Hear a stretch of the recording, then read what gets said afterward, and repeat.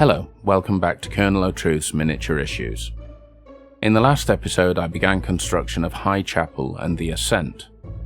Highchapel sits on an outcrop of stone overlooking Southgate Square, and at the top of the Ascent is the statue of Elfeth the Ever-Watching. At the end of the last episode I'd completed the balsa work on the houses and roughly shaped the steps of the Ascent. Now, as you can see, the houses undergo the usual painting process that I've covered before: light grey undercoat, brown ink wash, and then various stages of dry brushing and inking will finish them off. All the roof tiles are on, the chimney pots are in, and I've even drawn the stonework of the path at the top of the Ascent. Now it's time to begin the roof tiles for the chapel itself. I'm approaching this roof differently. Normally I cut individual rectangular tiles and just lay them on one at a time, but for this roof I want a much more decorative approach, and after some thinking I've decided the best way is to start with a grid drawn out on some card from a cat food packet.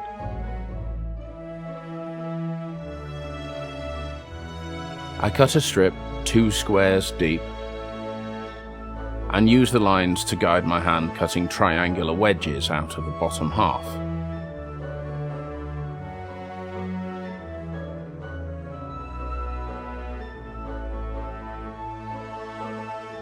I've cut a plain strip of card to sit under the first line of tiles.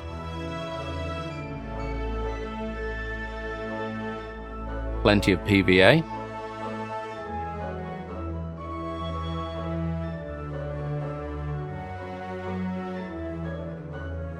And on goes the first strip.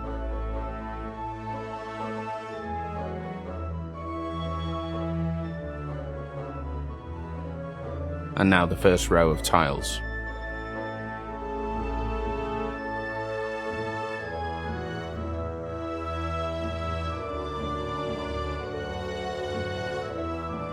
Unlike the other roofs in Undercrag, I'm being quite precise with this. I want to show a nice geometric design in the finished product.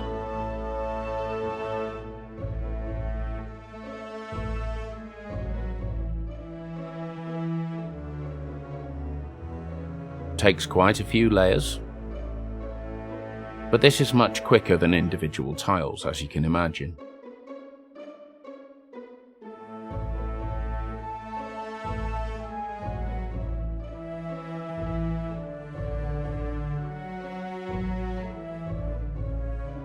I'm putting a spine at the top of the roof, made from another row of tiles. And I've added detailing using lots of the little triangles that I cut out of these strips.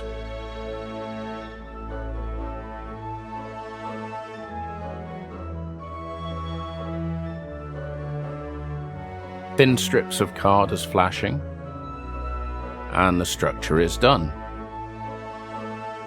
I hope you're enjoying these videos. And if you haven't already, it would mean a lot to me if you subscribed.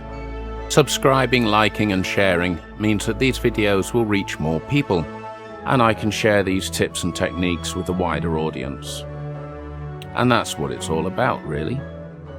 Anyway, back to the show. With the roof complete, it gets a grey undercoat, just like everything else.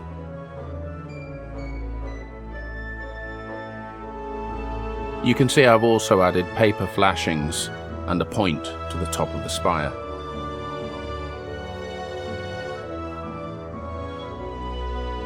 So I've completed the painting on the houses.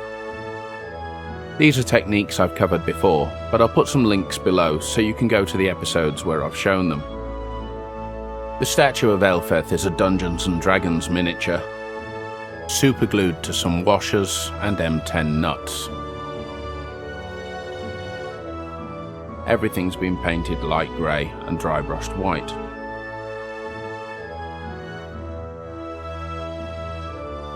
Having got the base colours down, I'm building up the landscape using red Das clay and PVA. I've talked about this before, but it bears repeating. Working with DAS clay and adding PVA makes it more malleable, easier to smooth out, and stops it cracking as it dries.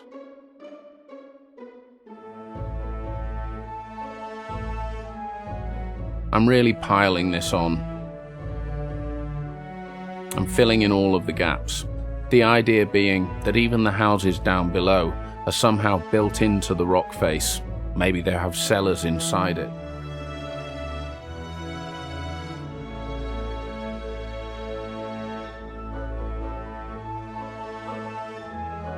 All the gaps and cracks have to be hidden. As you can imagine, this is quite fiddly. The wiring for the lighting has been pulled through.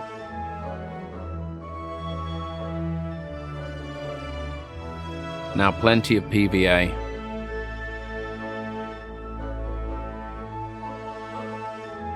And a sprinkling of fine sand.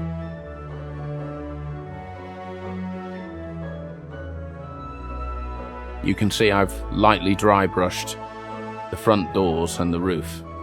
They haven't yet had their ink washes.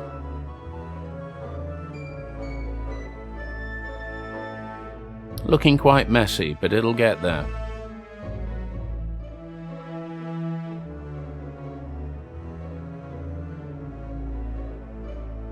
Now I'm picking out my geometric design. I don't want the whole roof to be this terracotta rust colour. I've chosen a diamond design, based on a favourite building of mine in the city where I grew up.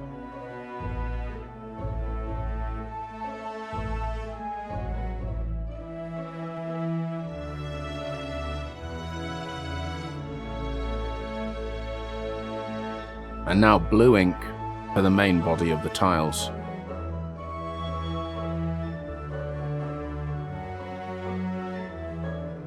I'm covering everything.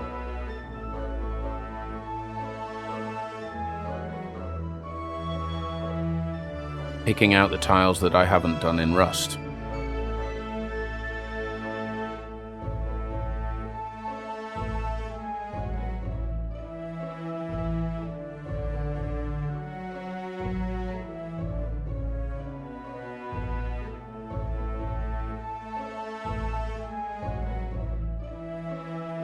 The blue really sets off the rusty terracotta colour, and look at all those rich tones from the washing and dry brushing that it's had.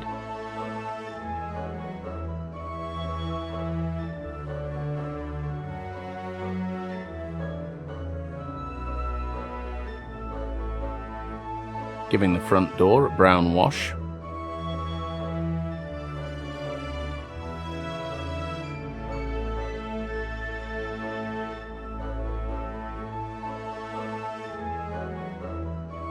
And painting the steps in again. Get rid of all those bits of red clay. I'm going over work I've already done here, but never mind. I want the grey rock and the brown earth tones to overlap and blend together.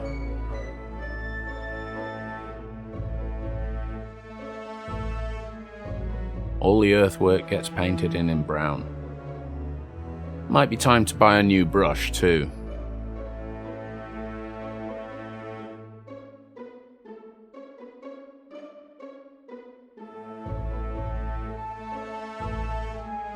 Now the paving down on Southgate Square.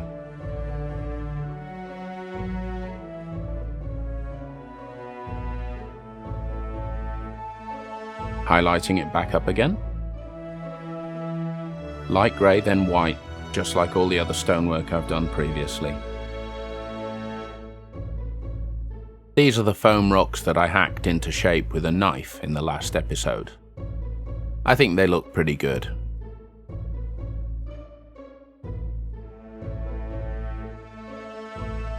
Light yellow dry brushing over the brown.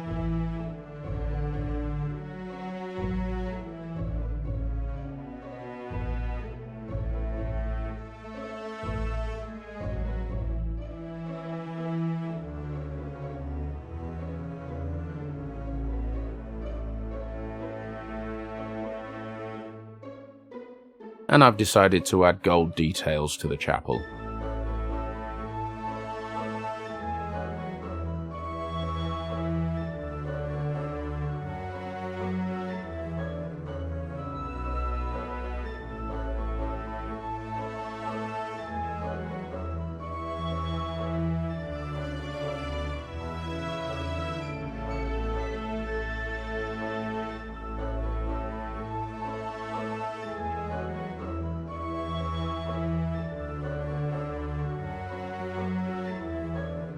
Now the black wash on the stonework. As usual, 1 part black, 16 parts water. And immediately add green and yellow inks.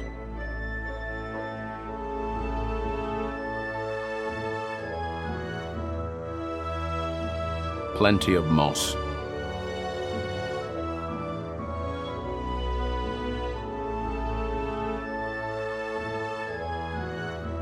Doesn't look like a very pleasant place to have a house.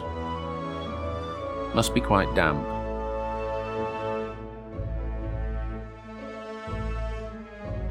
Now a thinned brown wash over the earth. That's 1 part brown ink, 4 parts water. And here we are in place over Southgate Square.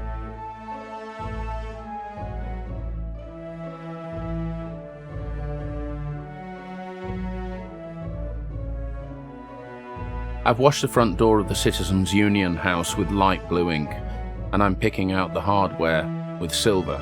The hardware is just black card. And the same for the door of the chapel.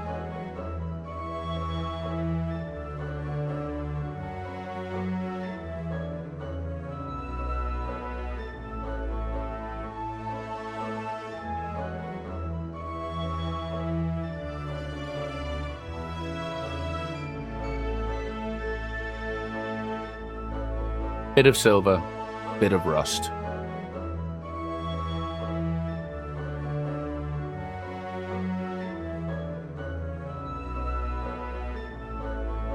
Now some window boxes.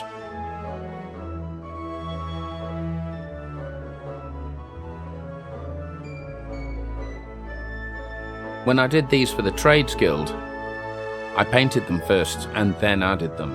This time round I'm doing it slightly differently. Window boxes, shutters, I'll paint them in place. While that's drying, a liberal coating of PVA wherever I want greenery. Starting with some clumps of flowers. Quite a lot, actually.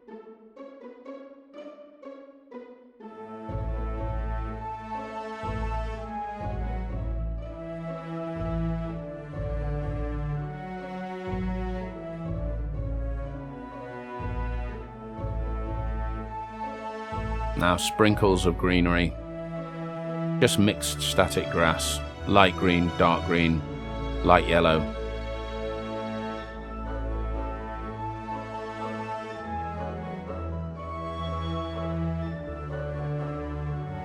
And I've left patches of earth showing through. I didn't want it to look manicured.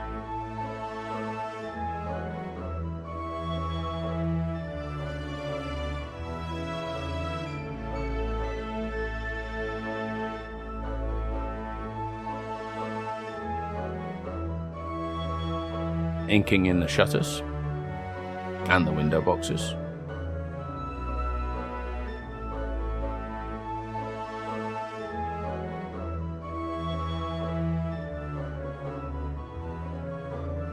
Generous blob of PVA to the top of each of the window boxes.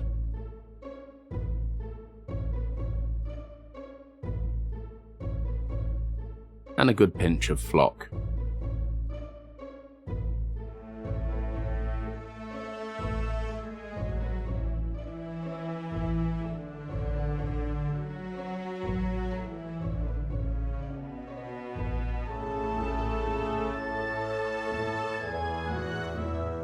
Some matchsticks now for extra detail.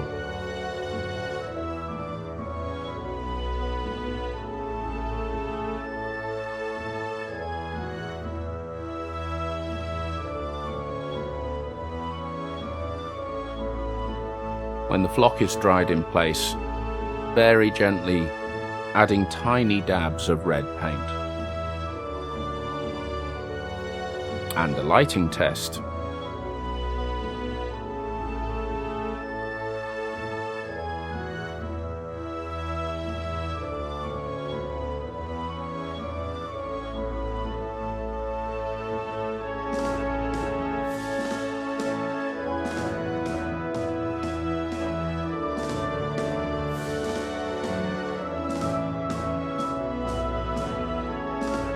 that's looking pretty grand. As you can see, Undercrag City is developing very nicely. I hope you'll join me next time for more. Bye for now.